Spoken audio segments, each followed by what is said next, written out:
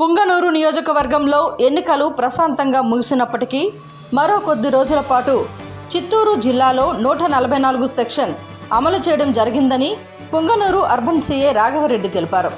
Punganur police station నందు జరిగిన విలేకరుల సమావేశంలో ఆయన మాట్లాడుతూ జిల్లా కలెక్టర్ ఆదేశానుసారం చిత్తూరు జిల్లా వ్యాప్తంగా మరో కొద్ది రోజుల పాటు 144 సెక్షన్ అమలు చేయడం జరుగుతుందని, పట్టణంలోని ప్రజలందరూ జాగ్రత్తగా ఉండాలని, గుంపులుగా ప్రజలు తిరగరాదని, అవాంఛనీయ ఘటనలకు పాల్పడితే వారిపై చట్టపరమైన చర్యలు తీసుకుంటామని ఆయన హెచ్చరించారు.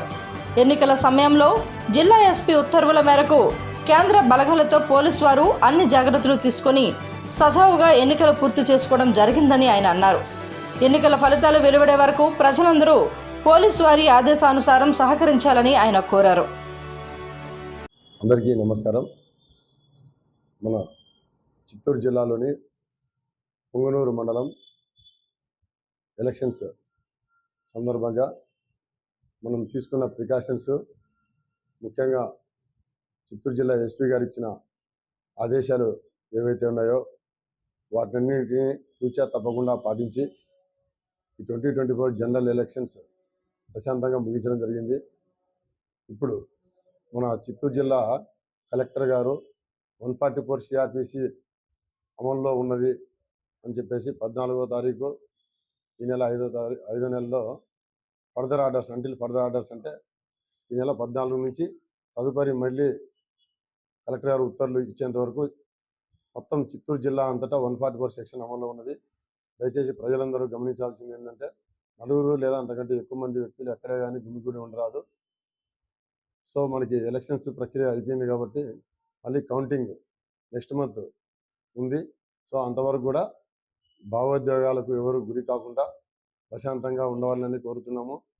ముఖ్యంగా ఇప్పుడు ఎలక్షన్ ప్రాసెస్ అనేది మొట్టమొదటిగా నోటిఫికేషన్కు ముందు మేము గ్రామాల్లో పల్లెనిద్దలు చేయడము, అదేవిధంగా ఎక్కడైతే సమస్యాత్మక గ్రామాలు ఉన్నాయో అక్కడ చాలా నేను మా ఎస్ఐలు మా యొక్క సిబ్బంది తిరిగి ప్రజలతో మీటింగ్లు ఏర్పాటు చేసి రాబోయే ఎలక్షన్లో ఎలాంటి గొడవలు జరగకూడదనే సమావేశాలు ఏర్పాటు చేసి ప్రజలకు అవగాహన కల్పించాము.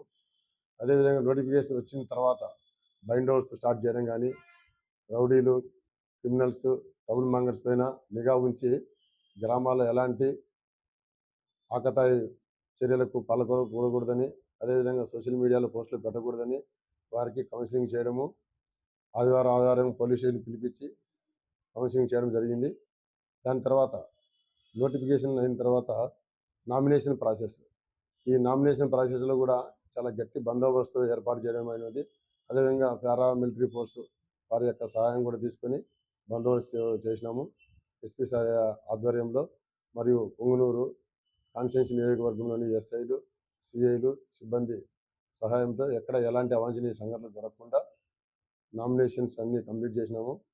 నెక్స్ట్ దాని తర్వాత ఏదైతే ముఖ్యమైన ఘట్టం ఉన్నదో పోల్ డే ఎలక్షన్స్ ఓటింగ్ ప్రక్రియలో భాగంగా నామినేషన్ కంప్లీట్ అయిన తర్వాత ప్రతి గ్రామంలో కూడా మేము తిరిగి ప్రజలకు అవగాహన కల్పించి ఎవరు కూడా ఎలక్షన్స్లలో భాగంగా ఎలాంటి గొడవలకు పాల్పడకూడదని, పాల్పడితే వారిపైన కఠిన చర్యలు ఉంటాయని చెప్పి అవగాహన కల్పించినాము.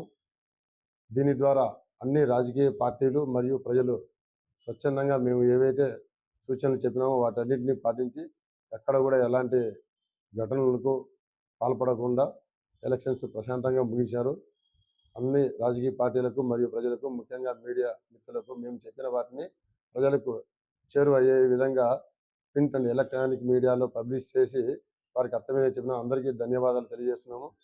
ఇంకా చివరి ఘట్టం ఎలక్షన్స్ అన్నీ కంప్లీట్ అయినవి కాబట్టి వాటి కౌంటింగ్ ఉంది. ఈ మోస్ట్ ఇంపార్టెంట్ ఏంటంటే, ప్రతి ఒక్కరు కూడా ఎవరికి వారు మా పార్టీ గెలుస్తా అనే దాంట్లో ఉంటారు.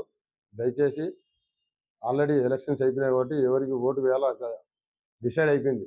ఓన్లీ ఫలితం మాత్రము వెలువడాల్సి ఉంది కాబట్టి దయచేసి ఎక్కడ కూడా దీని మీద డిబేట్స్ కానీ లేకపోతే పల్లెల్లో రచ్చబండ దగ్గర చర్చలు దయచేసి పెట్టదని కోరుకుంటున్నాము. వాటిపైన బెట్టింగ్లు కూడా నిర్వహించకూడదని చెప్తున్నాము. ఎవరైనా బెట్టింగ్లు కానీ పాల్పడితే వారిపైన కఠిన చర్యలు ఉంటాయి. అదేవిధంగా ఇప్పటి వరకు పోలీసు వారికి ఏ విధంగా అయితే ప్రజలు సహకరించారో, రాజకీయ పార్టీలు సహకరించారో, ఇక ముందు కూడా ఈ కౌంటింగ్ ప్రాసెస్ కంప్లీట్ అయ్యేంత వరకు కూడా ఇదే విధంగా పోలీసు వారు ఇచ్చిన సూచనలు తూచా తప్పకుండా పాటిస్తూ ఎలాంటి గొడవలు అల్లర్లు పాల్పడకుండా ఉండాలని కోరుకుంటూ ప్రజలందరూ కూడా మాకు సహకరించాలని, ఏదైతే జూన్ 4న కౌంటింగ్ ఉంటుందో ఆ రోజు కూడా ఏదైతే ప్రభుత్వం ఏర్పాటు చేస్తుందో ఆ ఏర్పాటు చేసే క్రమంలో ఏ పార్టీ కూడా ఆపోజిట్ వ్యక్తుల ఇళ్ల వద్ద టపాసులు కాల్చడం కానీ లేకపోతే రెచ్చగొట్టే చర్యలు కానీ చేయకూడదు. అదేవిధంగా సోషల్ మీడియాలో ఎలాంటి పోస్టులు వారికి వ్యతిరేకంగా పెట్టరాదు. ఎవరు గెలిచినా కూడా వారు ఆనందంతో ఉత్సాహంగా ఉండాలి, అంతేగాని ఎదుటి వ్యక్తుల పైన కవింపు చర్యలకు పాల్పడకూడదని మీడియా ద్వారా నేను విన్నవించుకుంటున్నాను. ప్రజలందరూ సహకరించాలని కోరుకుంటున్నాను. సహకరిస్తారని నేను ఆశిస్తున్నాను. థ్యాంక్ యూ అండి.